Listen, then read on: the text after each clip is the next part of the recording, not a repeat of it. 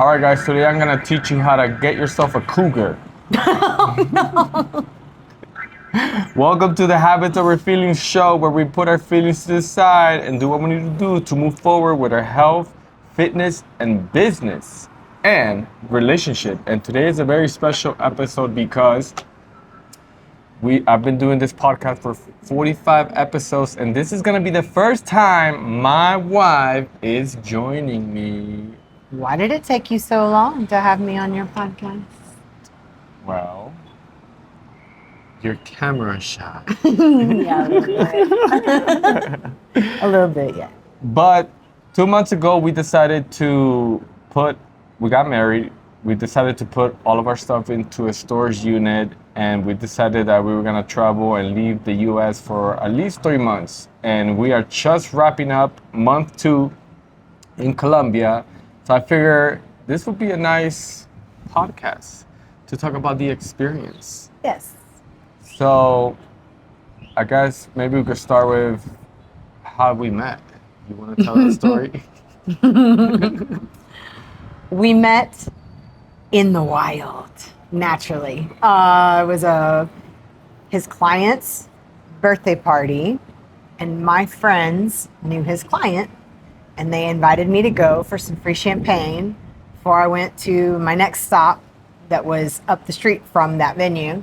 And Vladdy showed up, ended up on the dance floor with me, and after about, 20, 30 minutes, it was so funny because he looked at me and he goes, "You just won my extra ticket to space." And I lost it. Space I is was a so nightclub. excited. For those who don't know, Space is a nightclub. So back then, I was single, and I will always buy 2 tickets to whatever I was doing, whether it's a Saturday or whatever. My thought process was, hey, I'm either taking a date or I'll take one of my boys, whatever. Always someone will pull up. I know a lot of people. So that night, I went to my client's birthday party. She was there, and she was the lucky winner.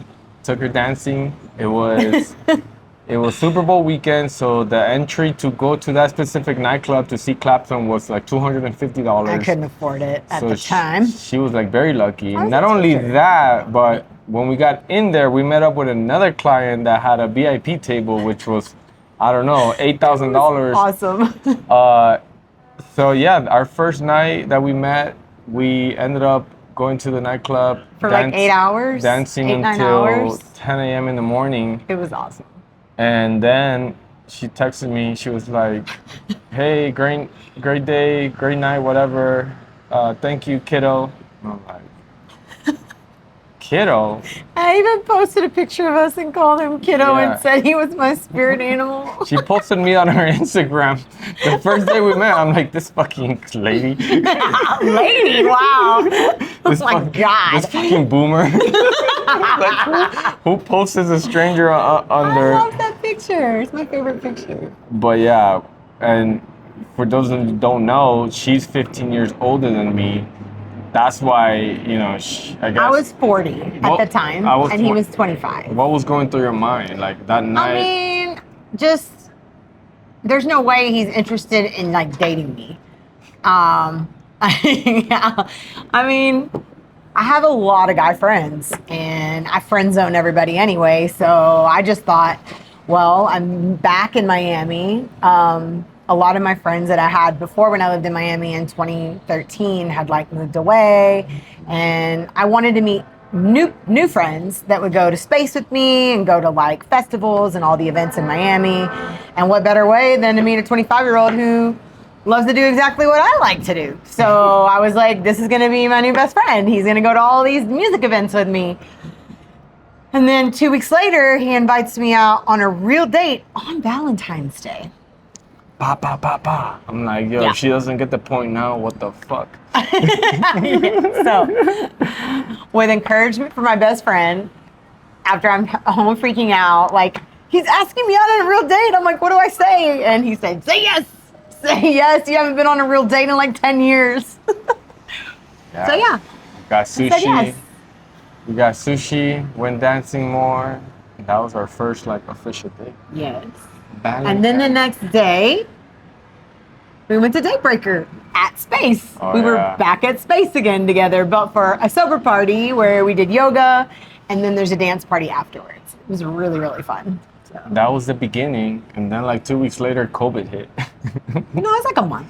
Like a month It was later, like a month later. COVID hit, we got locked down, and that's Yeah. when we found out what we were made of. Oh, yeah. We survived. We did. Yeah, that was a good testament of our relationship. We were able to go through COVID together, being quarantined, and That was a wild time. we were able to handle each other. Yeah. We had a lot of fun too, though. So yeah, so that was 6 years ago. We had been dating for 6 years, and then 2 months ago we decided to get married, and we didn't invite anybody. We didn't tell any of our friends. Tell anybody. We told some of our family. The party was of like 10 people. Got to the beach ceremony, got married, had a dinner, It was great. called it a day. We saved ourselves approximately $40,000. Yeah. So much money saved. So much. And no debt. After that weekend, I was like, man, I didn't use my credit cards for any of, the dinner or whatever. Like, it was doable because that is something that a big goal of ours right now is just to really wipe down debt, especially credit card debt, to try to get ahead. Because if we're trying to buy something in the U.S., we gotta get out of debt. We gotta get out of debt. Those interest rates just kill you financially. So I've always wanted to travel. So 3 years ago, I started my online business. I shift from in-person personal training to like online coaching. And the big reason why I switched over was because I wanted to travel more. I just wanted more location freedom. And it took me 2 years of going all in to build that business to like get there. I was able to like, all right, I could be anywhere, but she couldn't because you had a Because job. I was a teacher. You were a teacher with the district. What did you do? What do you do? What do I do? Oh, Yeah. you're gonna let me talk about what I do? Yeah. Well, or what I did. What Yeah, you did we'll get there. for your career. for My a whole good career chunk of has your life. been, working with the blind and visually impaired. So I'm dual certified. I teach Braille and magnification devices. I'm the point person for that child's individualized educational plan team. I also teach orientation mobility, which is when someone gets a cane put in their hand to start learning how to use their cane. I teach them all the skills to do that as well. So I'm in person, very specific niche, but Miami-Dade County is gigantic, and I had to drive all over the place. So the fourth largest district in the nation. So you can imagine how big Miami-Dade is. And 4 years in, I was exhausted. And my body was telling me I was exhausted. I got to watch him be at home all day, every day. Go to the gym, eat lunch at home, be at home. And I knew he wanted to travel, and the only way we could do that is in the summers because I would be off work. But this last year almost broke me. My thyroid went crazy. I gained like 15, 20 pounds. Wasn't sleeping. I was having major gut issues. I had tried everything. Parasite cleanses, cutting things out of my diet, upping my workouts, doing weird things, trying to run, all these crazy things, and nothing was really moving the needle for me. So I decided to start looking for employment elsewhere because we were going to come here. Yeah. And I wanted a different life as well. So Yeah, well, it was hard because, like, would you say that you were like drifting a little bit while you were unhappy with your job and like your health started deteriorating? Because we were having problems. Yeah.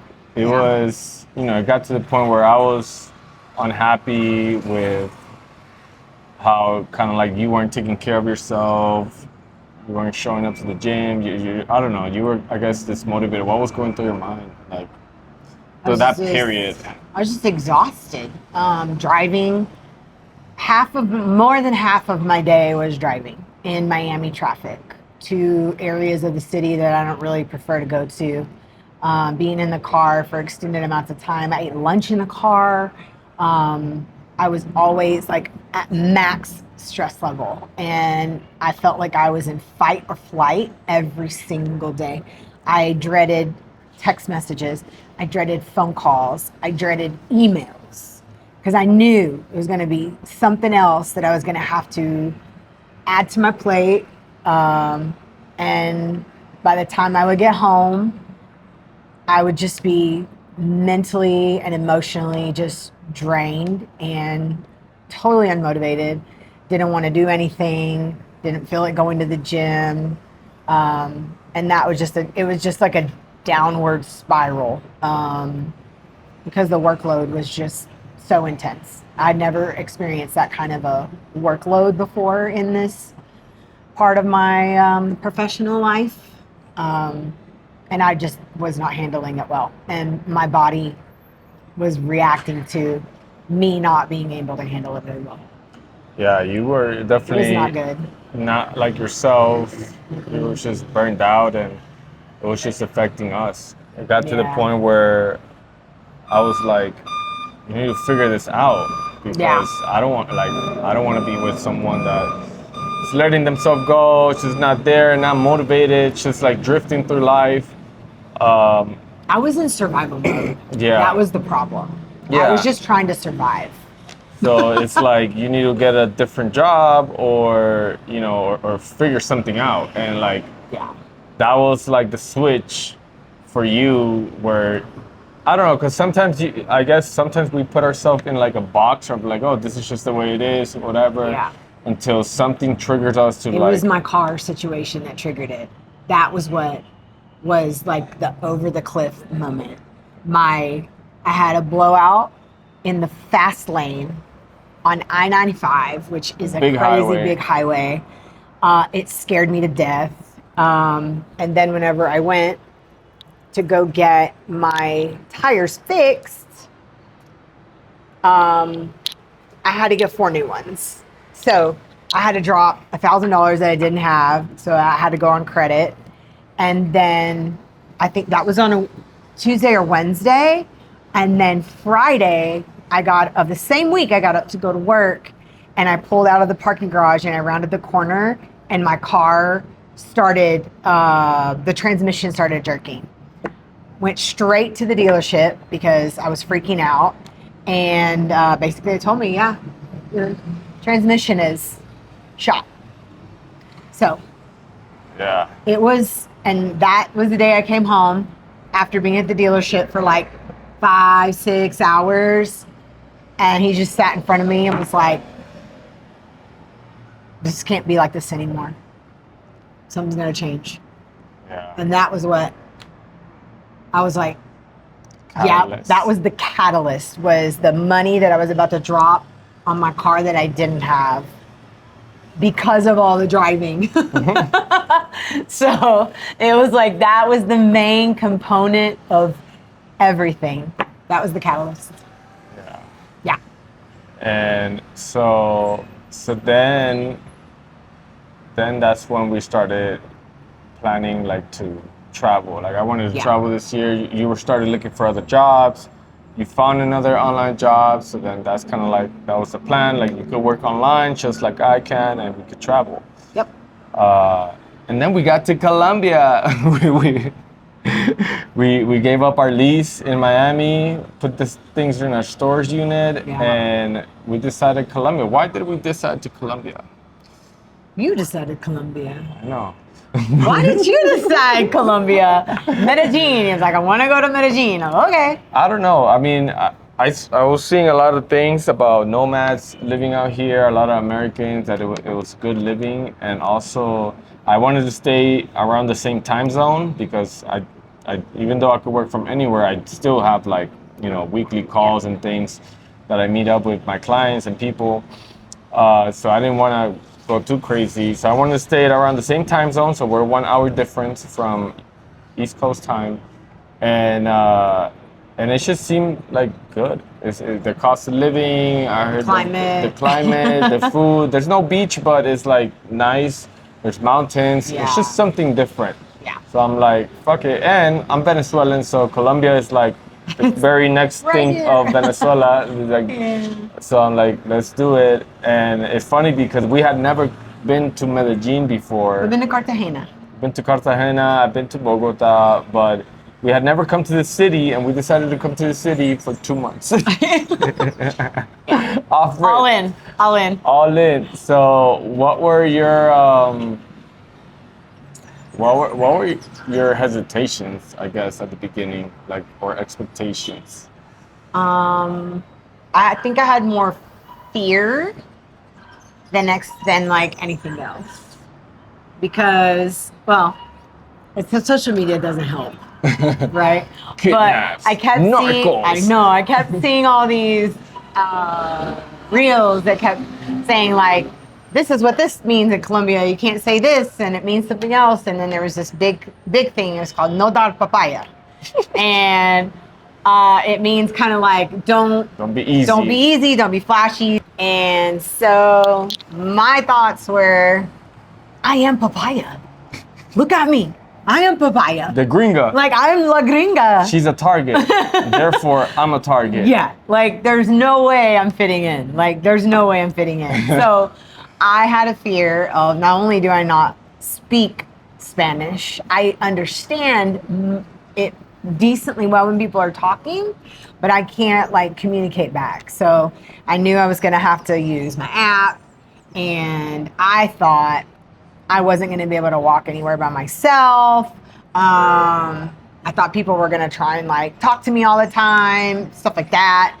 So I was just kind of scared. I'd seen people getting like phones snatched out of their hands from moto riders and stuff. And I don't know, I just was fearful of the general environment of Medellin because of what people put online.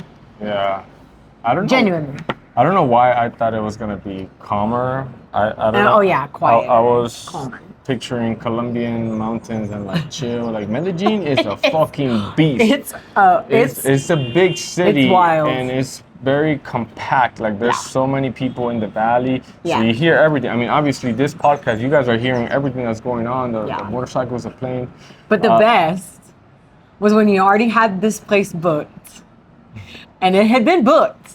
And then we booked the second month. And then one day, I get a text from him. You remember? You text me and you were like, I may have bad news. And I was like, I thought we weren't coming. I thought he was going to say, I lost Airbnb or we can't go or whatever. And then he was like, the next text message was, there's no AC in our Airbnb. Yeah, so that was great. It's actually very common I was like, here. it'll be okay. For a lot of apartments to not have AC because the temperatures get down to like 59, and then during the day it's like 75. Cool. But man, shit. It's the noise. That's one thing that we will not make a mistake again. We will not do that again. Because for us to sleep at night, it's cool. We open the windows, the coolness comes in, but then the noise comes in. Everything comes in. So loud. We definitely need AC, not because of the temperature so much, which it does affect us. It affected us the first week for sure, but more because of the noise. Like, man, this is a noisy ass city. So yeah, I mean, we liked it. The run club here was great. Have a little community with people that speak English. Yeah. The food has been amazing. Oh, the food. The vegetables. The vegetables. The squash and zucchini are like, they're like as long as my arm. When you hold it next to, it's like comparable to like a body part. It's crazy. Nuts. The carrots. are so good. The sweet potatoes are so good. I love vegetables. The so. meat, the chicken meat is so good. The Yeah. ground beef, like just everything is just. Or there's no organic things in the supermarket. Everything is Everything is organic. good. There's no like labels like this is grass. Everything is organic and grass fed. So that's one thing I'm Yeah. definitely gonna I'm miss. gonna miss it a lot. Yeah. The quality of the food and I have no stomach issues here. the food is also very cheap. You know, you could go out to eat, get a Yeah. big plate for like $10, or you know, Yeah. if you want to be super fancy, $15, $20. Yeah. Even though we don't eat out, actually, we've been eating out way more here than we regularly do in Miami. Yeah. Probably because of that. Because one, it's good quality. We're not spending as much, so we go out, we eat out maybe twice a week. You know, and obviously we're traveling.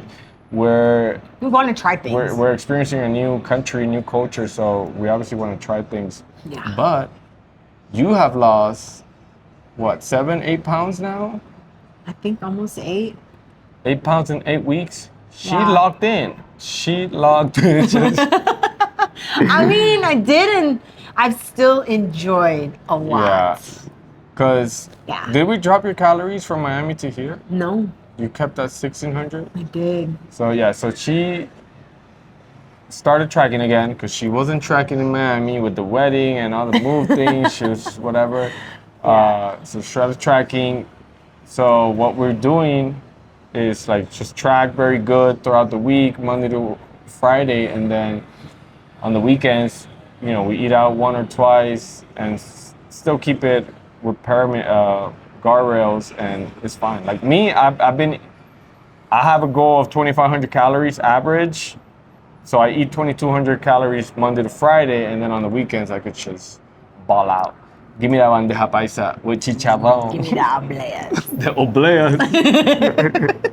I'm obsessed with obleas. What has been your favorite word since we got here? Salchipapa. Salchipapa. Chachipapa. Salchipapa.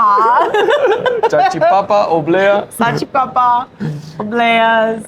Okay, but the hot dog culture here, The hot dog. not expected. The hot dog. Unexpected. And moto culture. And motos. The motorcycle. You can Uber on motos. He Ubered the other day on a moto. Yeah, I literally ordered him up. They give you a helmet? He pulled up. He's like, put this on. But get that helmet on. I'm like, that's running. So the ride was like $1.50. And but yeah, there's been nice little treats. Yeah.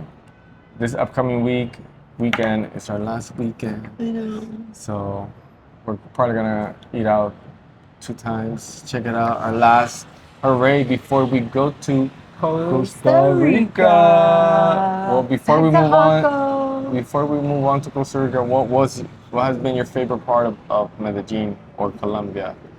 Oh, that's like really tough though. I think because we went to Guatapé, that was a whole crazy experience, which was It's kind of unbelievable. It's kind of like the country, and there's a big rock there. La Piedra. Yeah, that was really nice. That was really fun. I would like to stay there for a month or 2. Like, I just don't want to, like, we live in Miami. Like, I don't want to go to another big city. Like, that's something like, there's more distractions here. I'm like, if I'm gonna get distracted, I'll get distracted in Miami. Yeah. But it was nice. We'll see what we do next year when it comes to. Yeah, but we got to hike here a lot. Yeah, we did I get to loved hike. hiking. In the mountains. It's unreal. Guatapé, like, yeah. I think there's a lot to do within the city that is very nature oriented. And I think that's why I like it. I love all the parrots and the birds here. Yeah. And it's like you are in a big city, but yet we're right by a mirador that we could go hike anytime. It's like a 20, 30 minute little hike to the top. It's beautiful. You get to see the whole city. It's like right here. It's so cool. I think we did also pick a nice spot. We're like not in the middle. You picked a nice spot. Well, I picked a nice spot He picked with a no nice AC. spot. But With no AC, but yeah. it was good. Like, we have this whole terrace. We have a barbecue. Yeah, it's a lot of space. And it's a chill neighborhood. Literally, the popular area at Poblado, where most Americans stay, is 30% pricier More than where expensive. we are here. Yeah. So I was like, yeah. But technically, we thought we were in Laureles, but we're not. we're We got told by somebody that lives here. We're like in this like northern area that's like called something else. Colores or something. Yeah. So we're like North Laureles, if Yeah. you consider North. It's like saying North Miami Beach. Like it's kind of like that. Yeah. that. So But it's really cool. I want to take a hard left, something that we miss. Oh. So we moved to Colombia. She had her job, and she still hadn't quit her job Right. in Miami. Yeah. She was like delaying it, and then you finally made the call, like, hey, I'm not coming back, da da da. Full leap of faith. And then what happened? I lost my online contract job.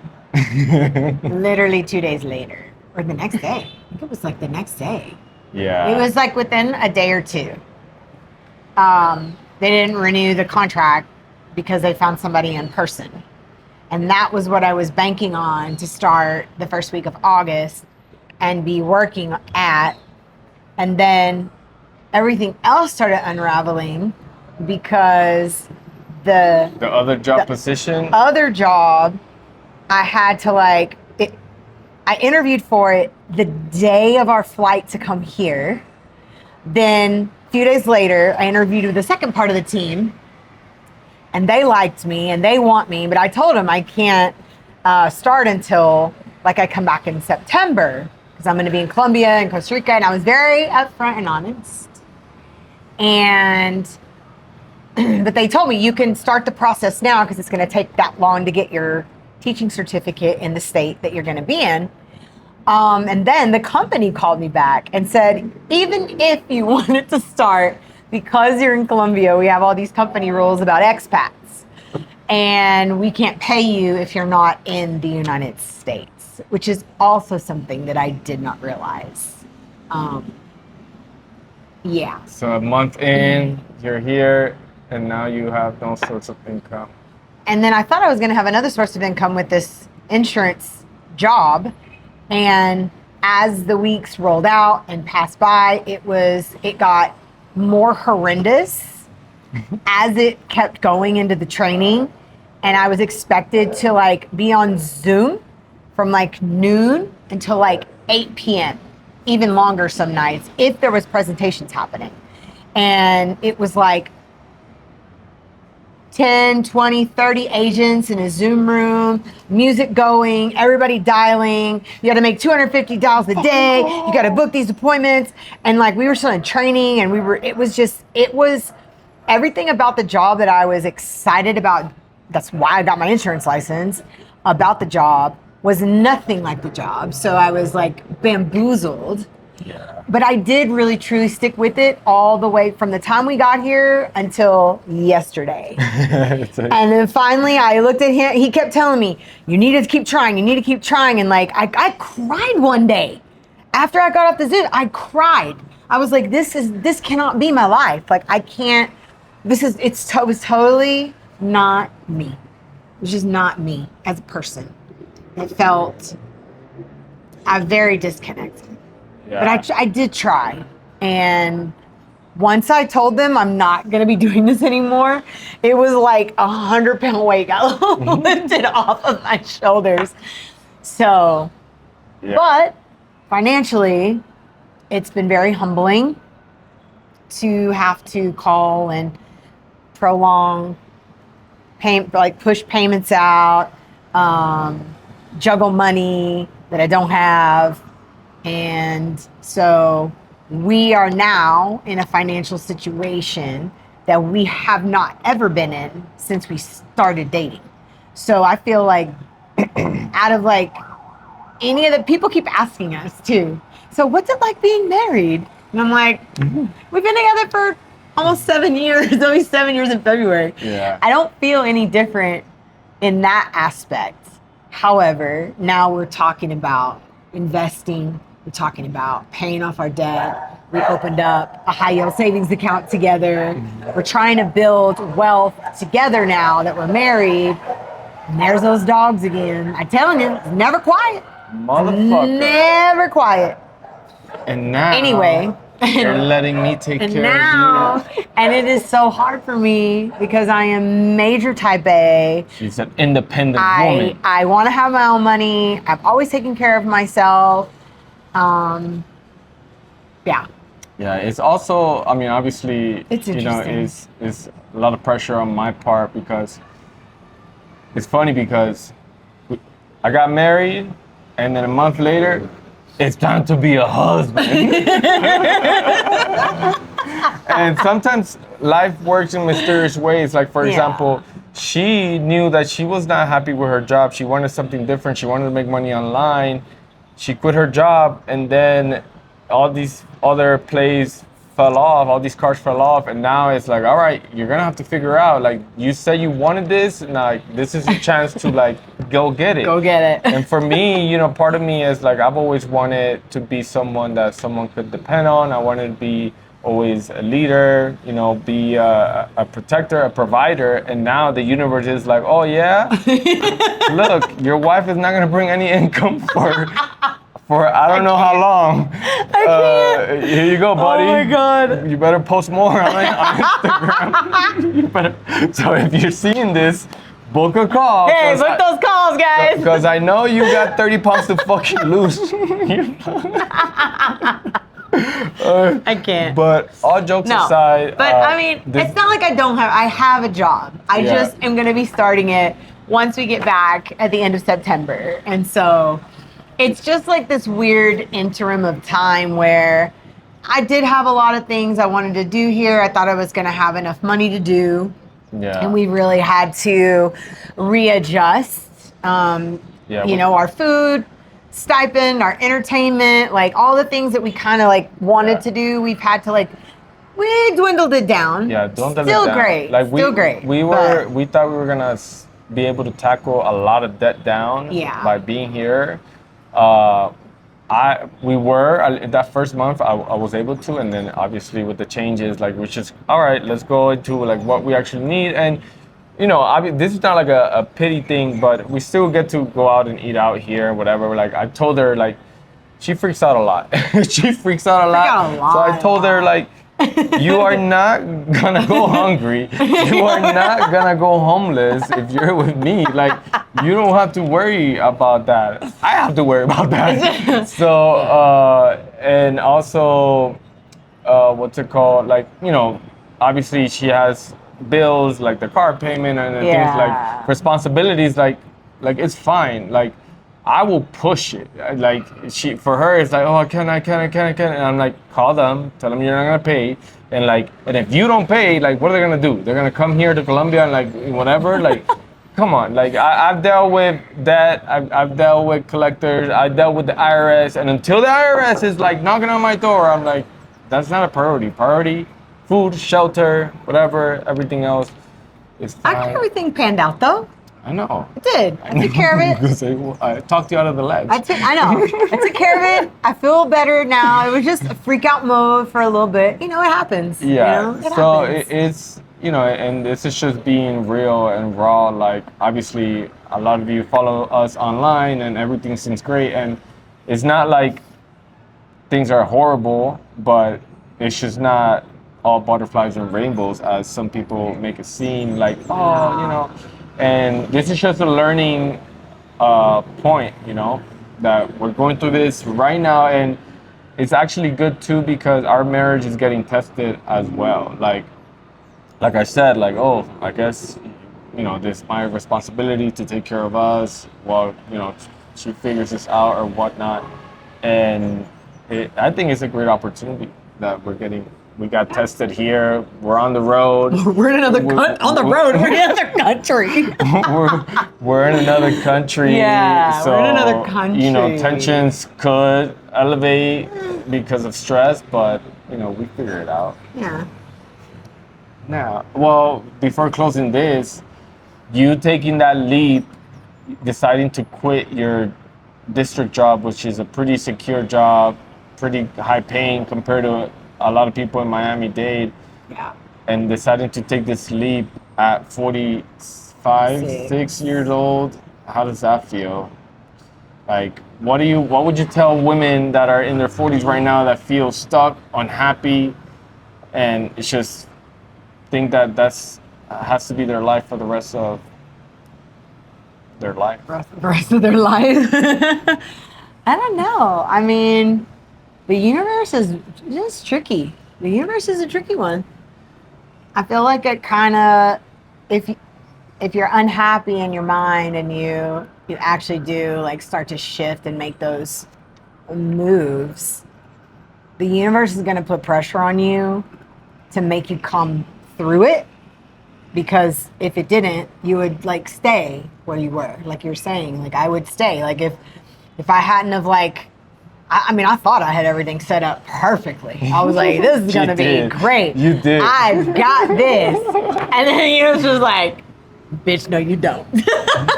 Like just took me down in a matter of fucking 48 hours. Reverse Uno, bitch. Oh man. And the funniest part is like, I've never been with anybody that was able to financially take care of me and support me. I never wanted to do that to anybody I was ever with. And I think that this is like a perfect scenario to like bring me more into my feminine. Yeah. Because I have a really, really hard time being in my feminine. But he puts me there. Try to. Well, No, I mean, you do. It's kind of like the same for me because I've never been in a situation where, you know, I have to provide for someone or take care of someone. So it's new experiences for the both of us.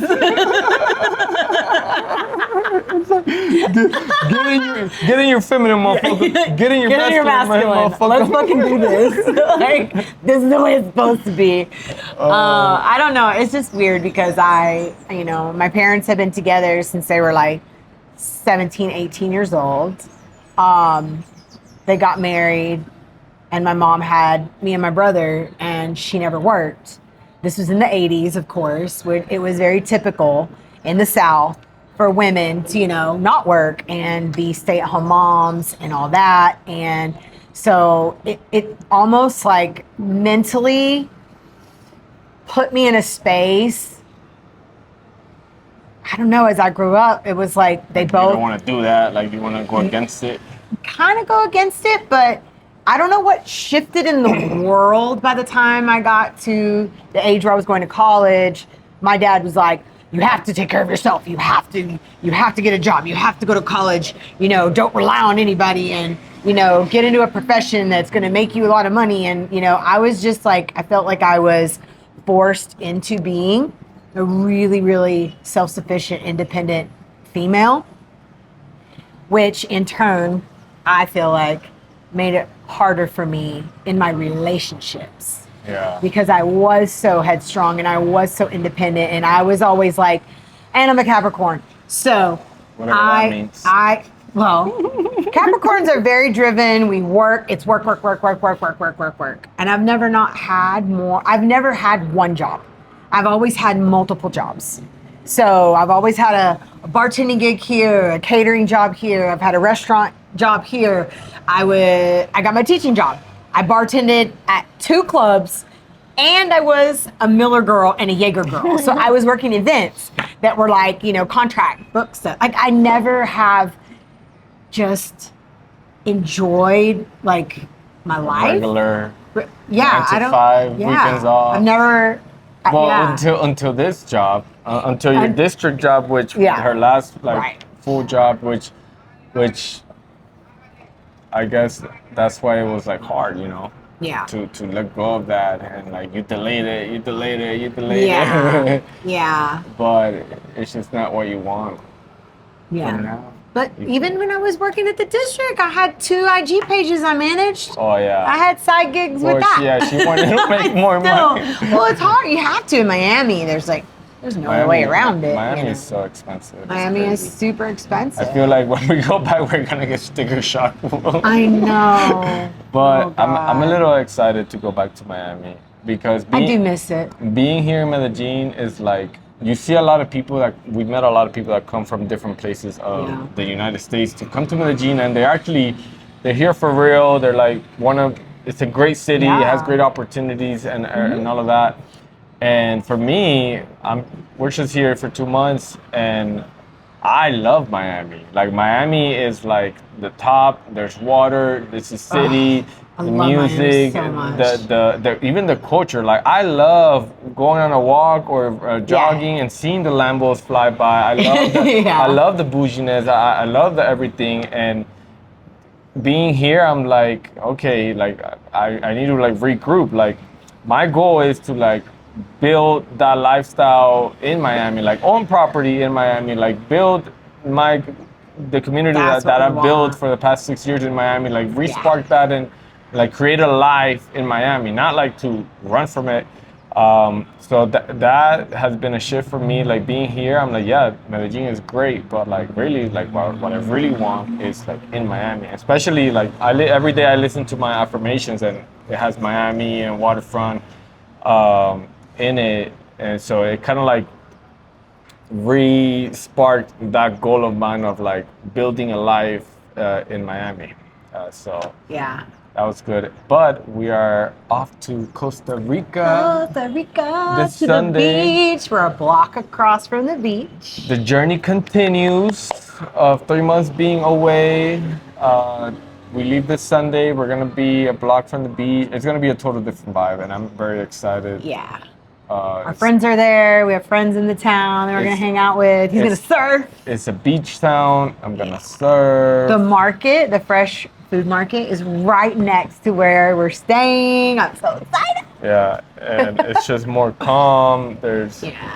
I'm gonna- Monkeys, There's monkeys. parrots.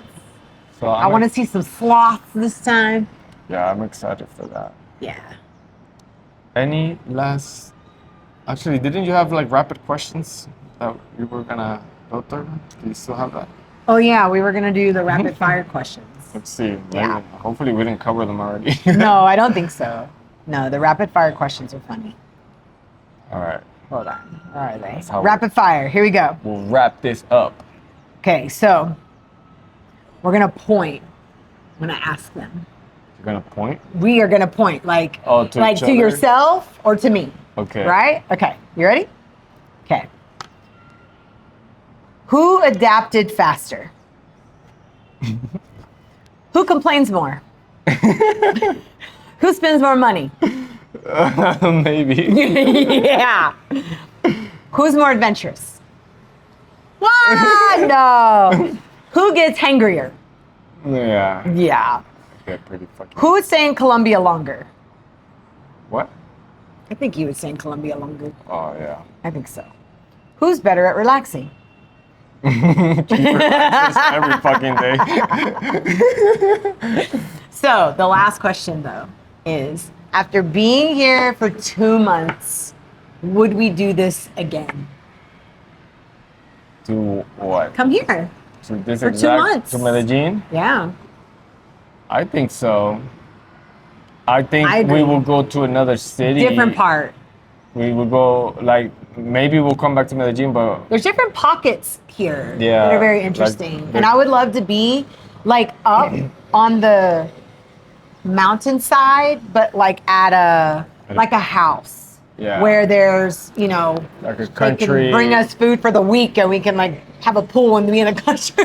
Like, Yeah, like I've seen those finca, online, a you know. finca. That's called a finca. Oh, it's called a finca. Yeah, Okay. I but would like to do that. We have planned out to go to a beach town here in Santa Marta. Santa Marta. So if we come back to Colombia, that will Next probably summer. be Yeah. the spot, and then maybe after that we'll come to Medellin, maybe Yeah. for a shorter period of time. Yeah. But one of the rapid questions was, what's it like to be married to a personal trainer that Oh yeah. The last obsessed question with should nutrition? definitely be, how is it for me to deal with you? Being obsessed with nutrition and fitness. Sometimes it's exhausting because I just want to live my life. That's all I want to do. I just want to eat something without tracking it. I want to order something without thinking about the calories. And she does. I do sometimes. I try Most times. I try to balance it. On weekends, you don't track. No. You gotta track None of your the shit. weekends. None of the You gotta track your weekends. shit. Don't make me. But I think it's fun because sometimes I mess with them and it's kind of a joke sometimes. And I'm like, will you let me have this? Like the other day, I was like, can I have a little pastry with my coffee? Like he's going to tell me no. I'm No, like, sometimes he does say no. If I say no, she's still gonna have it. Not always. Sometimes you say no and I say okay. I just want to see you win I know. and get to your highest potential. I know. Which is a shredded It's body. just being this age has been, I've never had a problem being thin, losing weight, doing things. And it's like, I hit 43 and ladies, what happens? I don't get it. Blagada. Like, we got here, I slept on a hard mattress and I couldn't overhead press with both my shoulders jacked up. I don't know. I just woke up and I was like, why can't I overhead press? What's happened to me? Like weird things like that. Like, and then it takes a while to get it healed and get back into it. And I have to like shift things around and I have to ask him, I can't do snatches. I've messed up my elbow. I can't even straighten my arm. What else can I do? Hey, this is a conversation that I have with a lot of people on Instagram messages or when I do consultation calls and even my clients. Like, what you got away with on your 20s, you're not going to get away with on your 30s. What you cannot. got away with on your 30s, you're not going to get cannot. away with on your 40s, Nope. and so on and so forward. And that's why you need to move with precision when it comes to your training and your nutrition. People say, yeah, I'm doing everything. Bitch, you haven't even tracked your food. You're like, you're not even strength training. You're not even walking. Like, you're just not gonna get away with that in your 40s and 50s. So you gotta move with more precision. But I feel like that's a good spot to call this a quit. If you guys enjoyed this conversation with me and Ashley, drop a comment. Maybe we'll do it again. Maybe not. Maybe he'll see. interview me again.